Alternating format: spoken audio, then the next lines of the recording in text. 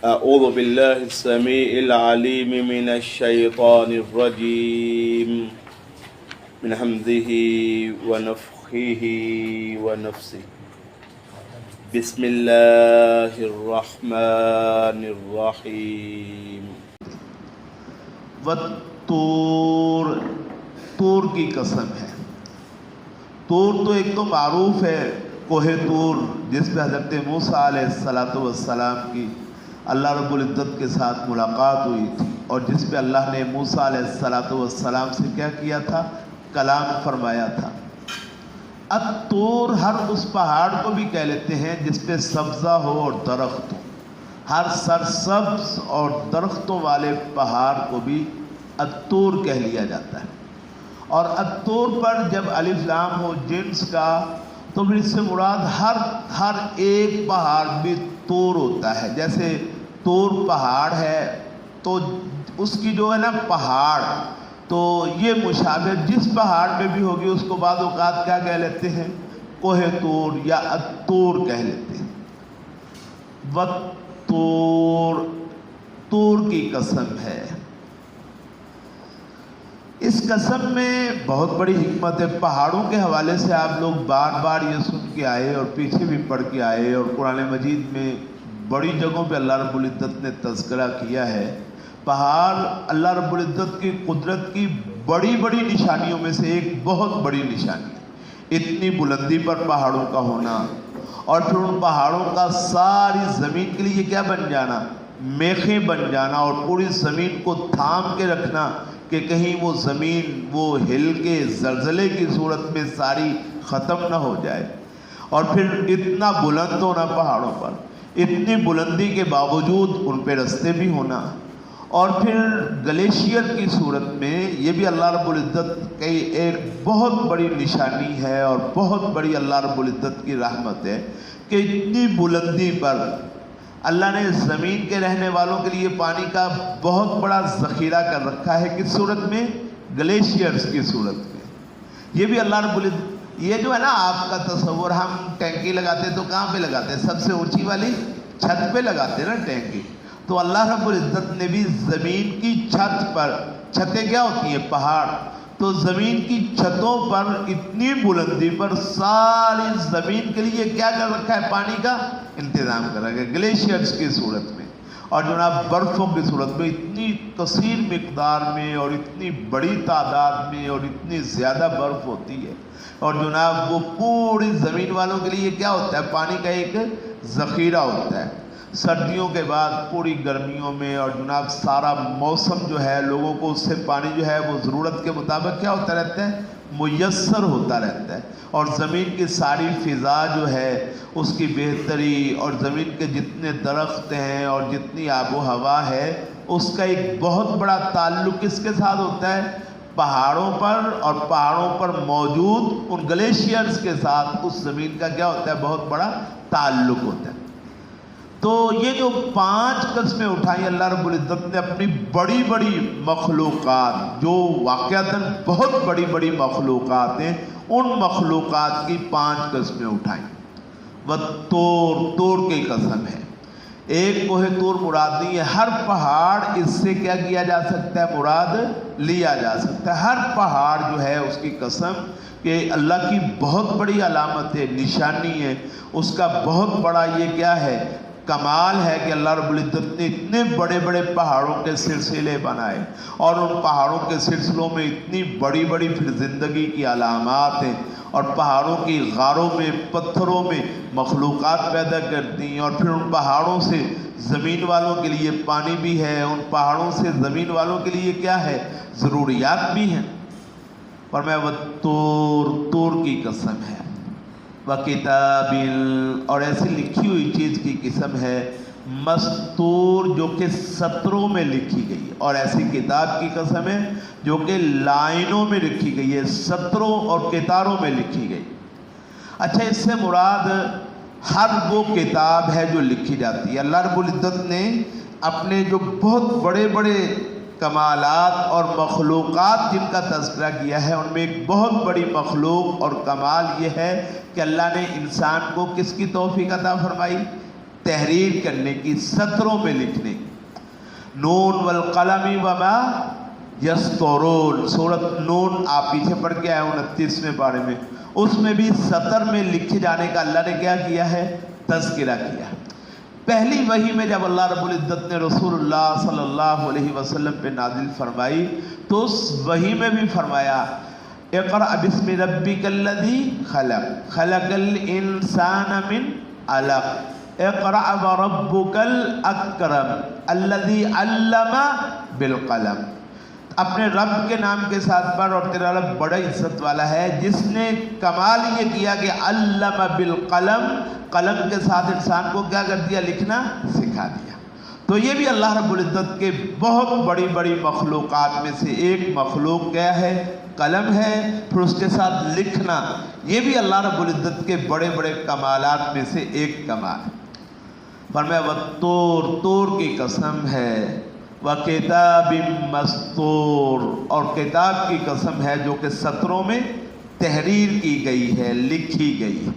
اچھا، اس سے کتاب لوح محفوظ بھی ہو سکتی ہے جو کہ اللہ نے خود لکھی ہے۔ اس سے مراد وہ کتاب بھی ہو سکتی ہے جو اللہ کی لوح محفوظ سے نقل کی ہے، جبریل علیہ السلام نے اور رسول اللہ کے پاس لے کے آئے ہیں۔ اس سے مراد پھر وہ بھی کتابیں ہو سکتی ہیں جو رسول اللہ کے صحابہ نے اللہ کے رسول صلی اللہ علیہ وسلم سے سن کے پھر کیا کیا؟ اس کو لکھا ہے۔ اور پھر قیامت تک جتنے بھی انسانوں نے جو جو لکھا ہے وہ بھی اللہ رب العزت کی طرف سے کیا ہے؟ بہت بڑا معجزہ اور کمال۔ فی رق منشور، بکھرے ہوئے کاغذوں میں، بکھرے ہوئے، رقیق سے نکلا ہے۔ رقیق کہتے ہیں باریک اور پتلی چیز کو، رقیق کس کو کہتے ہیں؟ باریک اور پتلی چیز کو۔ تو چمڑے کا وہ قطع اور چمڑے کا وہ ٹکڑا اور چمڑے کا وہ حصہ جو کیا ہو؟ بہت باریک ہو۔ عرب کے لوگ اس کو بطور کاغذ استعمال کرتے تھے۔ باریک چمڑا، چمڑے کی باریک سی تہ اور پرت، عرب کے لوگ اس وقت کاغذ کا یہ تصور تو نہیں تھا نا، تو چمڑے کی باریک پرت کو بطور کاغذ استعمال کرتے تھے عرب کے لوگ۔ اچھا، پھر درختوں کی چھال، اس کی باریک پرتوں کو بھی اس کام کے لیے کیا کر لیا جاتا تھا؟ یا باریک پتوں کو بھی اس مقصد کے لیے استعمال کر لیا جاتا تھا کہ اس پہ کیا کیا جاتا تھا؟ تحریر کیا جاتا۔ تو پھر اصل میں رق کہتے ہیں چمڑے کی باریک تہ اور پرت کو، اس سے پھر آگے ہر وہ چیز جس پہ تحریر کیا جاتا ہے، لکھا جاتا ہے، اس کو کیا کہہ لیا جاتا ہے؟ رق۔ یعنی اب رق کا مطلب ہو گیا صفحہ۔ فی رق منشور، جو بکھرے ہوئے صفوں میں ہے۔ طور کی قسم ہے، اور ایسی کتاب کی قسم ہے جو سطروں میں لکھی گئی ہے۔ فی رق منشور، بکھرے ہوئے صفحات میں، کوئی بھی کتاب مراد ہو سکتی۔ والبیت المعمور، اور اس گھر کی قسم ہے المعمور جو آباد ہے، جو کیا ہے؟ آباد ہے۔ بیت المعمور سے مراد وہ گھر بھی ہو سکتا ہے جس کا تذکرہ رسول اللہ صلی اللہ علیہ وآلہ وسلم نے معراج والی روایت میں فرمایا۔ اللہ کے نبی صلی اللہ علیہ وسلم ارشاد فرماتے کہ معراج کی رات مجھے بیت المعمور تک لے جایا گیا، میں نے دیکھا کہ حضرت ابراہیم علیہ السلام بیت المعمور کی دیوار کے ساتھ ٹیک لگا کے بیٹھے ہوئے تھے، اور رسول اللہ صلی اللہ علیہ وسلم نے ارشاد فرمایا وہ بیت المعمور بیت اللہ کے عین اوپر 7ویں آسمان کے اوپر موجود ہے۔ اللہ کا گھر ہے، جیسے زمین پر بیت اللہ ہے ایسے ہی آسمانوں سے اوپر کیا ہے؟ بیت المعمور ہے۔ اور رسول اللہ صلی اللہ علیہ وسلم نے ارشاد فرمایا کہ ایک وقت میں اس بیت المعمور میں عبادت کے لیے یا طواف کے لیے ایک وقت میں 70,000 فرشتے داخل ہوتے ہیں۔ کتنے فرشتے داخل ہوتے ہیں؟ 70,000 فرشتے داخل ہوتے ہیں۔ اور جو فرشتہ ایک مرتبہ اس بیت المعمور میں داخل ہو جائے دوبارہ قیامت تک کبھی اس کی باری نہیں آئے۔ تو اتنا وہ بڑا گھر ہے، عظمت، جیسے زمین پر بیت اللہ اللہ کا عظمت والا گھر ہے، ایسے ہی آسمانوں کے اوپر اللہ کا عظمت والا گھر وہ کون سا ہے؟ بیت المعمور۔ جیسے زمین پر بیت اللہ کا طواف اللہ کے بندے اور لوگ کرتے ہیں، ایسے ہی آسمانوں پر بیت المعمور کا طواف کون کرتے ہیں؟ اللہ کے فرشتے کرتے ہیں۔ اور فرشتوں کی تعداد کا بھی اس سے اندازہ ہو سکتا ہے کہ ایک وقت میں 70,000 فرشتے داخل ہوتے ہیں۔ جو ایک مرتبہ بیت المعمور میں داخل ہو جائے دوبارہ قیامت تک کبھی اس کی باری، اتنے زیادہ تعداد میں اللہ کے فرشتے موجود ہیں عبادت۔ تو البیت المعمور اس کا لفظی معنی ہے آباد گھر، آباد گھر، اعتمر یعتمر، امر یعمل ہیں۔ اللہ رب العزت نے قرآن مجید میں یہ لفظ اور یہ باب اور یہ صیغے بہت جگہوں پہ استعمال کیا ہے۔ انما یعمر مساجد اللہ من آمن باللہ والیوم الآخر واقام الصلاة وآتى الزکاة ولم یخش الا اللہ۔ انما یعمر مساجد اللہ، سوائے اس کے لیے اللہ کی مسجدوں کو آباد کرتے ہیں وہی لوگ من آمن باللہ، جو اللہ پر ایمان لائے، آخرت کے دن پر۔ تو امر یعمل آباد کرنے کو کہتے ہیں۔ المعمور وہ گھر جو کیا ہے؟ آباد ہے۔ البیت المعمور وہ گھر جو آسمانوں کے اوپر، اس کو بھی بیت المعمور کہتے ہیں کہ وہ ہر وقت آباد رہتا ہے، کس کے ساتھ؟ فرشتوں کے ساتھ۔ اور جو زمین پر بیت اللہ ہے یہ بھی بیت المعمور ہے، کیونکہ یہ بھی ہر وقت کیا رہتا ہے؟ آباد رہتا ہے، یہ بھی آباد گھر ہے۔ اور صرف یہ نہیں، پوری زمین پر اللہ رب العزت کا کمال یہ ہے کہ جہاں بھی آپ چلے جاؤ، جہاں آپ کا تصور بھی نہیں ہے کہ وہاں زندگی ہوگی، وہاں زندگی مل جاتی کہ نہیں مل جاتی؟ آبادی وہاں بھی کیا ہوتی ہے؟ میسر ہوتی ہے۔ ہم نے دیکھا وہ جو دیوسائی کا میدان ہے، وہ جو گلگت بلتستان سے اوپر ہے، سکردو سے بھی اوپر ہے، کوئی 2.5-3 گھنٹے کی مسافت پہ، دنیا کی اس کو چھت کہا جاتا ہے۔ اتنا اونچا کہ وہاں پہ صرف چند مخصوص قسم کے پودے ہوتے ہیں، وہاں ان کے علاوہ کوئی پودا بھی نہیں پیدا ہو سکتا۔ اور وہاں پہ سال کے 8 مہینے مسلسل برف رہتی ہے، اور 2-3 مہینے وہ برف کیا ہوتی ہے؟ پگھل جاتی ہے۔ وہاں بھی جب ہم جاتے ہیں اور دیکھتے ہیں تو وہاں بھی آبادی مل جاتی کہ نہیں مل جاتی؟ ہم وہاں پہ گرمیوں میں جاتے ہیں اور گرمیوں میں جا کے بھاگے 1-2 دن کے اندر اندر کیا ہوتے ہیں؟ ڈر کے سردی سے واپس آ جاتے ہیں۔ لیکن وہاں بھی کئی لوگ ایسے رہتے ہیں جو وہاں پہ کیا رہتے ہیں؟ مستقل آباد ہوتے ہیں۔ حتیٰ کہ قطب شمالی جہاں پہ سارا سال برف رہتی ہے اور جہاں پہ صدیوں سے برف ہے، اور وہ اتنی زیادہ برف ہے کہ اس کا پگھلنا ممکن نہیں ہے، اور اس تک وہاں پہ زندگی کے آثار ہمیں نظر نہیں آتے، وہاں بھی اگر چلے جائیں تو ہم وہاں بھی دیکھتے ہیں جہاں پہ 6 مہینے کی رات ہوتی ہے اور 6 مہینے کا دن ہوتا ہے، لمبی راتیں مسلسل اور مسلسل دن اور سخت وہ جناب سردی اور برف، وہاں بھی زندگی کے آثار ہوتے کہ نہیں ہوتے؟ تو یہ اللہ رب العزت کا یہ بھی کمال ہے کہ اللہ نے جہاں بھی ہم چلے جائیں وہاں زندگی کیا رکھے ہوئے ہیں؟ آثار۔ وہاں بھی لوگ آباد ہوتے ہیں، وہ ہمیں درخت بھی ہوتے ہیں، لوگ بھی ہوتے ہیں، اور جناب وہاں پہ جاندار بھی ہوتے ہیں۔ وہاں جو لوگ آباد ہوتے ہیں وہ اپنی زندگی کے ساتھ کیا ہوتے ہیں؟ مانوس بھی ہوتے ہیں۔ اچھا، وہ جہاں پہ -50 درجہ ہوتا ہے وہاں بھی لوگ زندہ رہ رہے ہوتے ہیں اور وہاں بھی ہوتی ہے آبادی، اور جہاں پہ -50 ڈگری ہوتی ہے وہاں بھی لوگ کیا ہوتے ہیں؟ زندہ ہوتے ہیں، وہ بھی زندگی وہاں پہ کیا کر رہے ہوتے ہیں؟ گزار رہے ہوتے ہیں۔ تو بیت المعمور سے مراد وہ جو بیت المعمور آسمانوں پر ہے وہ بھی ہے، بیت المعمور سے مراد وہ جو بیت اللہ ہے زمین پر وہ بھی ہے، اور بیت المعمور سے مراد زمین پر ساری مسجدیں بھی ہیں کہ مسجدیں بھی آباد ہوتی ہیں، اور بیت المعمور سے مراد جہاں بھی زمین پر چلے جاؤ وہاں کوئی نہ کوئی زندگی کے آثار نظر آ، تو گویا ساری زمین ہی کیا ہے؟ بیت المعمور۔ والطور، طور کی قسم ہے، وکتاب مسطور، اور ایسی کتاب کی قسم ہے جو سطروں میں لکھی گئی ہے، فی رق منشور، ایسے صفوں پہ تحریر کی گئی ہے جو بکھرے ہوئے ہیں، والبیت المعمور، اور اس گھر کی قسم ہے جو آباد ہے، والسقف المرفوع، اور بلند چھت کی قسم ہے، بلند چھت کی قسم ہے۔ ایک تو چھت یہ ہے نا، یہ تو 8 فٹ ہے یا 10 فٹ ہے، 12 فٹ ہوگی۔ اچھا، ایک چھت ہے آسمان کی، اللہ رب العزت کی بڑی بڑی مخلوقات میں سے، جن کو آپ کہہ سکتے ہو کہ اللہ کی بہت بڑی مخلوقات میں سے ایک بڑی مخلوق کیا ہے؟ آسمان۔ آسمان کو اللہ نے پوری زمین کے لیے کیا بنا دیا ہے؟ چھت بنا دیا ہے. اتنا بلند ہے، اتنا بڑا ہے، اور اتنے سال گزر گئے، صدیاں گزر گئی. یہ ہم چھت بناتے کوئی 10-20 سال 50 یا 100 سال کے بعد کیا ہو جاتی ہے؟ بوسیدہ ہو جاتی ہے، اتنی سائنس کی ترقی کے باوجود. اور اللہ رب العزت نے جب سے یہ زمین و آسمان بنے تب سے وہ آسمان بنایا ہوا ہے، اور تب تک رہے گا جب تک یہ کائنات اللہ رب العزت ساری کو ختم نہیں کر دے گا.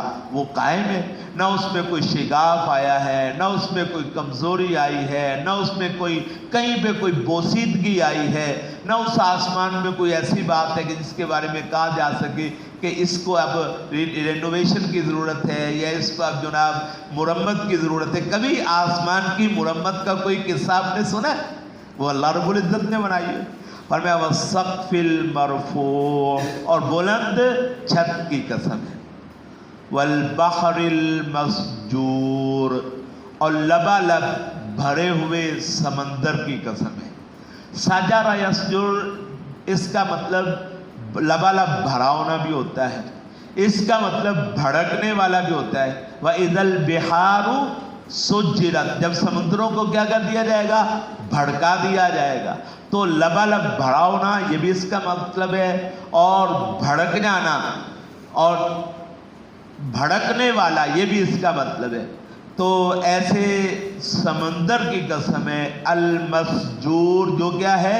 لبالب بھرا ہوا ہے. اتنا لبالب بھرے ہونے کے باوجود ہر وقت وہ ساکن نہیں ہے. سمندر ساکن نہیں ہوتا، ہر وقت وہ کیا کرتا رہتا ہے؟ جوش مارتا رہتا ہے. اور پھر جو ہی اللہ رب العزت نے اس کو باندھ کے رکھا ہوا ہے، اللہ کا حکم ہوتا ہے یا اللہ کی طرف سے اجازت ہوتی ہے، وہ سمندر پھر بے پھٹ جاتا ہے. جب تھوڑا سا بے پھٹتا ہے تو زمین کی ساری آبادیوں کو کیا کر دیتا ہے؟ تہس نہس کر کے رکھ دیتا ہے. یہ بھی اللہ رب العزت کی ایک بہت بڑی کیا ہے؟ نشانی.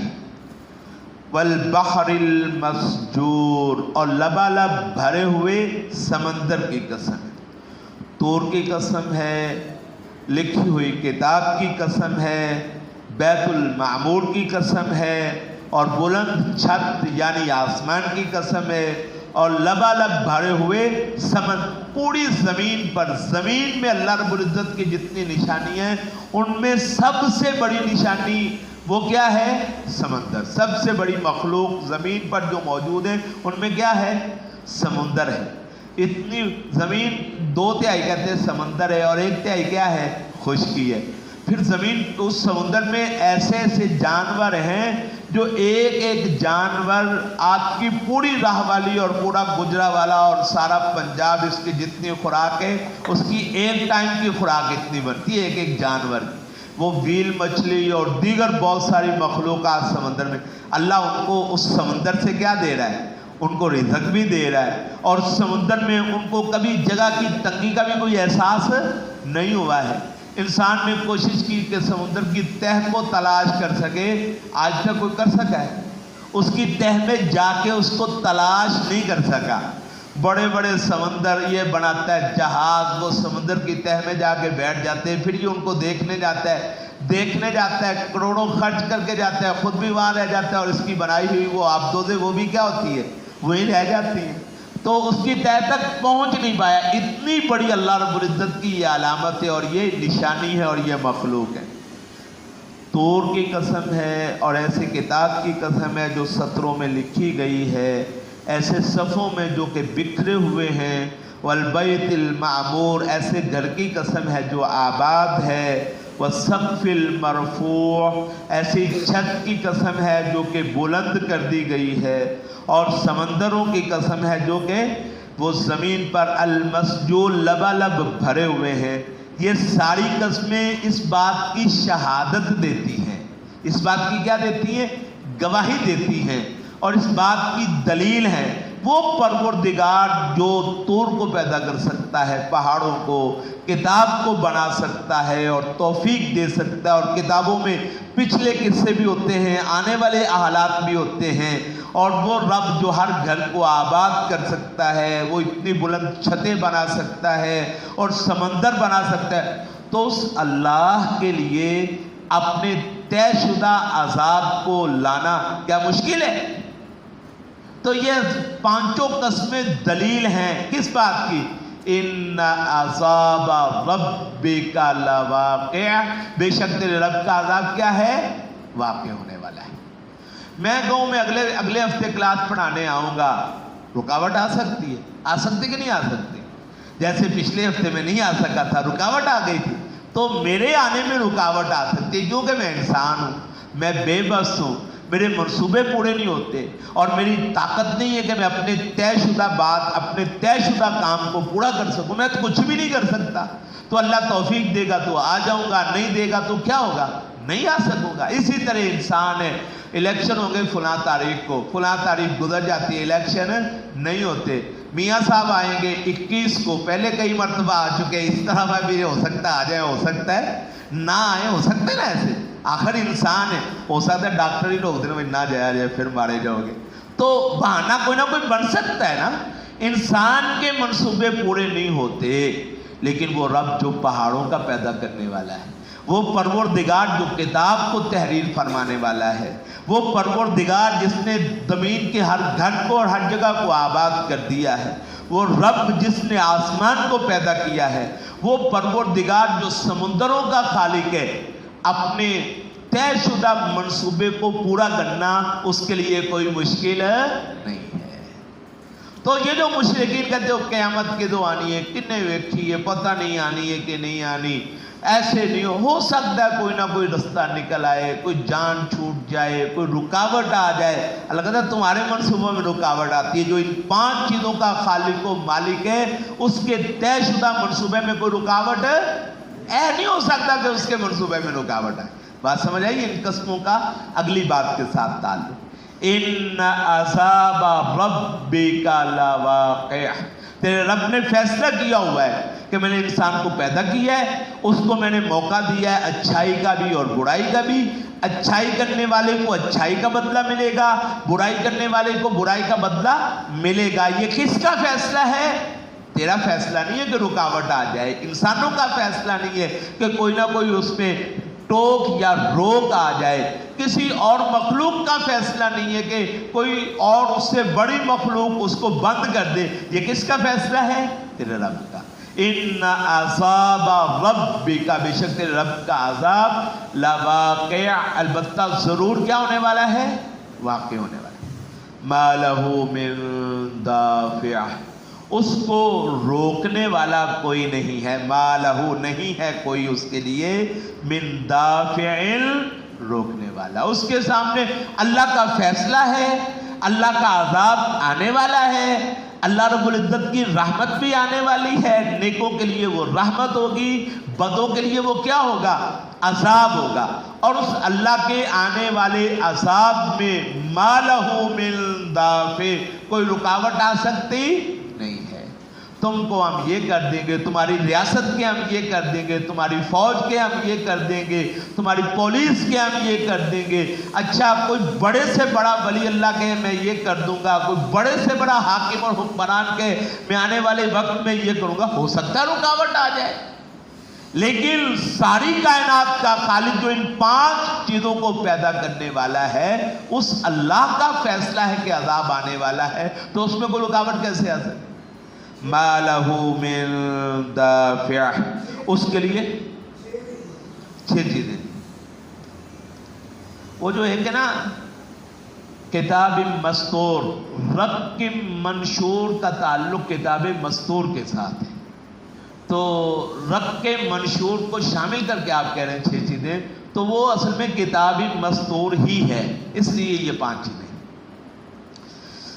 یوم تمور السماء مورا، جس دن حرکت کرے گا آسمان، مورا حرکت، شدید حرکت کرنا۔ آسمان کے بارے میں آپ وہ جو 30ویں پارے میں مسلسل کئی جگہوں پہ پڑھ کے ہیں نا، یہ سورۃ الانفطار، الانشقاق اور یہ صورتیں جن میں آسمان کا تذکرہ ہے، تو آسمان پہ جو قیامت کے دن اس کے مناظر، ان میں سب سے پہلا منظر یہ ہوگا کہ آسمان کیا ہوگا؟ مسلسل زلزلے کی کیفیت میں آ جائے گا، حرکت کرنا شروع کر دے گا، اور اس کی حرکت جب اتنی شدید ہوگی کہ پھر اس حرکت کے بعد یہ کیا ہوگا؟ آسمان پھٹ جائے گا۔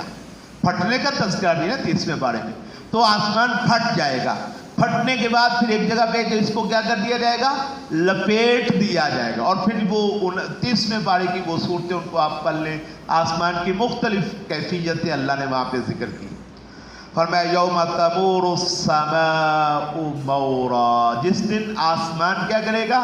حرکت کرے گا. مورا شدید حرکت، اتنی شدید حرکت کہ وہ پھر کسی کے قابو میں نہیں رہے گا، اور اس حرکت کے ساتھ بالآخر کیا ہو جائے گا؟ ختم ہو جائے گا. وَتَصِيرُ الْجِبَالُ صَيْرًا، اور چلیں گے پہاڑ چلنا. تو پہاڑوں کی مختلف کیفیات بھی ہم نے 30ویں پارے میں بیان کی، سورت نبا میں بھی بیان کی، پہاڑوں کا تذکرہ تھا، اور پھر آگے بھی کئی صورتوں میں 30ویں پارے کی کئی صورتوں میں پہاڑوں کا ذکر ہے. قرآن مجید میں اور بھی کئی جگہوں پہ پہاڑوں کا تذکرہ ہے. تو پہاڑوں کی کیفیت کیا ہوگی کہ پہاڑ سب سے پہلے جب قیامت آئے گی پھر کیا کریں گے؟ چلنا شروع کر دیں گے. اور پھر چلنے کے بعد پہاڑ جو ہے وہ روئی کے گالوں کی طرح کیا ہوں گے؟ اڑنا شروع کر دیں گے، جیسے وہ دھنی ہوئی روئی ہوتی ہے. پھر وہ ہو جائیں گے، وہ دھنی ہوئی روئی کے بعد پھر وہ ریت کی طرح ہو جائیں گے، ریت کے ذرات کی طرح اڑتے پھریں گے، اور ان کو کوئی سنبھالنے والا نہیں ہوگا. پھر ایک وقت آئے گا کہ پہاڑ سراب ہو جائیں گے. سراب کا مطلب ہے کہ کچھ بھی نہیں بچے گا، کوئی چیز بھی نہیں ہوگی. تو پہاڑوں پہ مختلف ٹائم آنے والے. فرمایا یوم تمور السماء مورا ان عذاب ربک لواقع، تیرے رب کا عذاب کیا ہونے والا ہے؟ واقع ہونے والا ہے. اس کے لیے کوئی رکاوٹ نہیں ہے. تو تیرے رب کا عذاب واقع کب ہونے والا ہے؟ تیرے رب کا عذاب واقع کب ہونے والا ہے؟ یہ جواب اس آیت میں، یوم تمور السماء مورا، اس دن تیرے رب کا عذاب واقع ہونے والا ہے جس دن آسمان کیا کرے گا؟ حرکت کرے گا، شدید حرکت کرنا. وَتَصِيرُ الْجِبَالُ صَيْرًا، اور پہاڑ چلیں گے تیزی کے ساتھ چلنا. فَوَيْلٌ يَوْمَئِذٍ لِّلْمُكَذِّبِينَ، فَوَيْلٌ تو ہلاکت ہوگی، یومئذ اس دن، کن کے لیے؟ لِّلْمُكَذِّبِينَ جھٹلانے والوں کے لیے. الذین هم فی خوض یلعبون، جو فضول باتوں میں، الذین فی خوض، جو فضول باتوں میں، یلعبون کیا کرتے ہوں گے؟ کھیلتے ہوں گے. فضول باتوں میں، خاضا یخوض کا معنی ہوتا ہے گوتا لگانا. پانی میں داخل ہونے والے کو کہتے ہیں خوض. الخائض، پانی میں داخل ہونے والے گوتا خور کو کہتے ہیں، گوتا لگانے والے کو خائض. خاضا یخوض، تو فضول باتیں، جیسے پانی میں داخل ہونے والا، اس کو پتہ ہوتا ہے میرا پاؤں کہاں پڑے گا. بندہ چھلانگ لگاتا ہے پل کے اوپر سے، نیچے جا کے کہاں پہ لگتا ہے؟ پتھر میں لگتا ہے، جان ہی نکل جاتی. ہوتا ہے ایسے کہ نہیں ہوتا؟ تو پانی میں چھلانگ لگانے والا، گوتا لگانے والا، جیسے اس کو نہیں پتا کہ پانی میں کیا ہے اور اچانک وہ کہیں نہ کہیں جا کے پڑ جاتا ہے، ایسے ہی جو فضول باتیں کرتے ہیں اس کو بھی نہیں پتا ہوتا کہ میری ان باتوں کا انجام کیا ہوگا. اس کی باتیں بعض اوقات اس کو وہ جناب پھانسی کے پھندے تک لے جاتی ہیں، اور بعض اوقات اس کی باتیں اس کو جہنم میں لے جاتی ہیں، اور بعض اوقات اس کی باتیں اس کو دنیا آخرت کے خسارے میں. تو فضول باتیں کرنے میں بھی الفاظ کیا استعمال ہوتے ہیں؟ الذین هم فی خوض یلعبون، فضول باتوں میں کیا کرتے ہیں؟ کھیلتے ہیں. یوم یدعون الی نار جہنم دعا، جس دن ان کو دھکیلا جائے گا. دعا کہتے ہیں زور کے ساتھ، قوت کے ساتھ کسی کو دھکا دینا اور دھکیلنا. عام طور پہ وہ جو پولیس ہوتی ہے نا، شورتے، وہ پولیس والے جب بندے کو دھکا دے کے گراتے ہیں، اس پر بھی یہ بولا جاتا ہے. یوم یدعون، جس دن دھکیلا جائے گا ان کافروں کو، فضول باتوں میں غور و فکر کرنے والوں کو. کس میں؟ الی نار جہنم، جہنم کی آگ میں.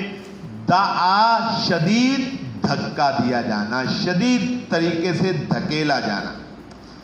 هذه النار التي كنتم بها تكذبون، هذه یہ ہے، النار التي آگ جس کو، کنتم تم تھے، بہا اس کے بارے میں، تکذبون کیا کرتے؟ جھٹلاتے تھے، تم تکذیب کرتے تھے. اچھا، جس دن وہ جو فضول باتوں میں غور و فکر کرنے والے ہیں ان کو کیا کر دیا جائے گا؟ وہ غور و فکر کرتے ہوں گے اور ان کو دھکا دیا جائے گا جہنم کی آگ کی طرف دھکیلا جانا، اور کہا جائے گا، فرشتے ان کو کہیں گے، پروردگار ان کو کہیں گے ہذہ النار التی، تم کہتے تھے آگ ہے ہی کوئی نہیں، جہنم ہے ہی کوئی نہیں، اب دیکھ لو ہے کہ نہیں، ہذہ النار التی، یہ ہے وہ آگ، کنتم بہا تکذبون، کہ جس کو تم کیا کرتے تھے؟ جھٹلاتے تھے۔ دنیا میں جو کافر ہیں وہ جہنم کی آگ کے بارے میں دو قسم کی باتیں کرتے تھے، رسول اللہ کے بارے میں بھی اور آگ کے بارے میں۔ ایک تو وہ دنیا میں جب بھی ان کے سامنے کوئی معجزہ رکھا جاتا تو کیا کہتے ہیں؟ یہ کیا ہے؟ جادو ہے۔ رسول اللہ صلی اللہ علیہ وسلم کو بھی انہوں نے کیا کہنا شروع کر دیا تھا؟ جادوگر ہے۔ جو حضرت موسیٰ علیہ السلام کے معجزات کو بھی انہوں نے کیا کہا تھا؟ جادو ہے۔ تو ہر معجزے کو وہ کیا کہتے تھے؟ جھٹلانے کے لیے یہ کیا کہہ دیتے تھے؟ یہ کیا ہے؟ جادو ہے۔ حتیٰ کہ قرآن مجید میں رسول اللہ کا معجزہ ہے، قرآن کو بھی جھٹلانے کے لیے انہوں نے کیا کہہ دیا کہ قرآن بھی کیا ہے؟ جادو۔ تو چونکہ ہر معجزے کو وہ جادو کہہ کے جھٹلا دیتے تھے تو ان کو جہنم کی آگ میں دھکا دیا جائے گا، کہا جائے گا کہ یہ ہے وہ آگ جس کو تم کیا کرتے تھے؟ جھٹلاتے تھے۔ اگلی بات کہی جائے گی افسحر ھذا، یہ تانا دیا جا رہا ہے۔ کیا دیا جا رہا ہے؟ جیسے میں نے نہیں مارتے تم، ایسے اللہ رب العزت ان کو کیا دے رہا ہے؟ اللہ کے فرشتے اور اللہ ان کو تانا دے رہا ہے۔ اور میں افسحر ھذا کہہ دیو انہوں بھی جادو ہے، انہوں بھی کی کیا دیو؟ جادو ہے نا، چلو پھر تو اچھا بھائی جب جہنم کی آگ میں کوئی جلے گا تو جادو کہہ سکتا ہے؟ جادو کا تو مطلب ہوتا ہے جو نظر آئے اور حقیقت میں نہ ہو۔ تم قرآن مجید کو جادو کہہ دیتے تھے، رسول اللہ کو جادوگر کہہ دیتے تھے، سارے معجزات کو کیا کہہ دیتے تھے؟ جادو ہیں۔ تو کہہ دو پھر آپ کو بھی جادو۔ افسحر ھذا، کیا بس جادو ہے یہ؟ ام انتم لا تبصرون، دنیا میں وہ کہتے تھے وبیننا وبینہ حجاب، کہ نبی ہمارے اور تمہارے درمیان کیا ہو گیا؟ پردہ آ گیا، ہمیں تمہاری باتیں سمجھ، رسول اللہ کو کہہ دیتے تھے ہمیں تمہاری باتیں سمجھ، ساڑھی عقل تو باہر ہے، ساڑھے دماغ تو اچھیاں گلاں نے، ساڑھے سمجھ تو کی ہے باہر۔ اور میں چلو ٹھیک ہے، یہ جو جہنم کی آگ ہے یہ بھی تمہاری سمجھ سے باہر ہے نا۔ تم کہتے تھے ہمیں اے رسول اللہ آپ نظر نہیں آ رہی، ہماری اور آپ کے درمیان پردہ ہے، چلو ٹھیک ہے، جہنم کے اور تمہارے درمیان بھی پردہ ہے، تمہیں نظر نہیں نہ آ رہا، چلو پھر بیچ۔ ہذہ النار التی کنتم بہا تکذبون، یہ ہے وہ آگ جس کو تم جھٹلاتے تھے۔ افسحر ھذا، کیا بس جادو ہے یہ؟ ام انتم لا تبصرون، یا تمہیں نظر نہیں آ رہا؟ تو مطلب ان کو ذلیل کرنا ہے کہ دیکھ لو اب تم اس کو جھٹلا بھی نہیں سکتے، اس کو جادو کہہ بھی اپنی جان چھڑا سکتے، یہ تو حقیقت بن کے سامنے آ گئی۔ اصلوہا، اس میں داخل ہو جاؤ، اس میں کیا ہو جاؤ؟ داخل ہو جاؤ۔ فاصبروا، صبر کرو، او لا تصبروا، نہیں کرنا دے نہ کرو۔ فاصبروا، صبر کرو، او لا تصبروا، یا صبر نہ کرو، تو اڈی مرضی ہے، کرنا جیسے کر لو، نہیں کرنا تے نہ کرو۔ نہ صبر کرنے کا کوئی فائدہ ہے اور نہ صبر نہ کرنے کا کوئی فائدہ ہے۔ دنیا میں تو مصیبت آتی تھی، صبر کرے بندہ تو اللہ رب العزت اس کو کیا دیتا تھا؟ وہ بالآخر کٹ جاتی تھی۔ تو یہ جو جہنم کی آگ ہے ایسی مصیبت ہے کہ کٹنے والی، ختم ہونے والی، یا اس کا کوئی انجام یا امتحان، یہ اب مسلسل تم اس آگ میں ہو۔ اصلوہا، اس میں داخل ہو جاؤ، فاصبروا، صبر کرو، او لا تصبروا، یا صبر نہ کرو، سواء علیکم، یہ تم پر کیا ہے؟ برابر ہے۔ صبر کرو تب بھی اسی طرح ذلیل ہونا ہے تم نے، نہ کرو پھر بھی چیخو چلاؤ، ہمیں کیا فرق پڑتا ہے؟ تمہاری چیخیں یہاں سے باہر سننے والا، یہ جو فرشتے داروغے یہ بھی بولے بھی ہیں، اندھے بھی ہیں اور بہرے بھی ہیں۔ وہ جو داروغے جہنم کے وہ اندھے، بہرے اور گونگے ہیں، اور جناب اس جہنم سے باہر تمہاری چیخیں جاتی نہیں ہیں، اگر جائیں تو کوئی سننے والا نہیں ہے، اگر کوئی سن بھی لے تو ان چیخوں کا اس پہ کوئی اثر ہونے والا نہیں ہے۔ فاصبروا، اس لیے صبر کرو، او لا تصبروا، یا نہ کرو، سواء علیکم، تم پر کیا ہے؟ برابر ہے۔ انما تجزون ما کنتم تعملون، سوائے اس کے لیے تم کو بدلہ دیا جائے گا اسی کا جو تم کیا کرتے تھے؟ عمل کر، جو تم کرتے رہے وہ تم نے بھگتنا ہے، اور اس بھگتنے سے اب تمہیں دنیا کی کوئی طاقت بچا سکتی نہیں۔ یوم تمور السماء مورا، تیرے رب کا عذاب واقع ہونے والا ہے، اس کے لیے کوئی رکاوٹ نہیں ہے۔ کس دن واقع ہونے والا ہے؟ یوم تمور السماء مورا، جس دن شدید حرکت کرے گا آسمان، شدید حرکت کرنا۔ وَتَصِيرُ الْجِبَالُ صَيْرًا، اور چلیں گے پہاڑ چلنا۔ فَوَيْلٌ يَوْمَئِذٍ لِّلْمُكَذِّبِينَ، تو اس دن ہلاکت ہے جھٹلانے والوں کے لیے۔ الذین، وہ جھٹلانے والے، ہم فی خوض یلعبون، جو فضول باتوں میں کیا کرتے تھے؟ کھیلتے تھے۔ یوم یدعون، جس دن دھکیلا جائے گا ان کو، الی نار جہنم، جہنم کی آگ کی طرف، دعا، شدید قسم کا دھکیلا جانا۔ ہذہ النار التی کنتم بہا تکذبون، یہ ہے وہ آگ جس کو تم جھٹلاتے تھے۔ افسحر ھذا، کیا بس جادو ہے یہ؟ ام انتم لا تبصرون، یا تم اس کو دیکھ نہیں رہے؟ اسلوہا، بس اس میں داخل ہو جاؤ، فاصبروا، پھر صبر کرو، او لا تصبروا، یا صبر نہ کرو، سواء علیکم، برابر ہے تم پر، انما تجزون ما کنتم تعملون، سوائے اس کے نہیں تم کو بدلہ دیا جائے گا جو تم عمل کرتے تھے۔ اس کے بعد متقین کا تذکرہ ہے۔ اللہ رب العزت سمجھنے کی، عمل کرنے کی توفیق عطا فرمائے۔ وآخر دعوانا ان الحمد للہ رب العالمین۔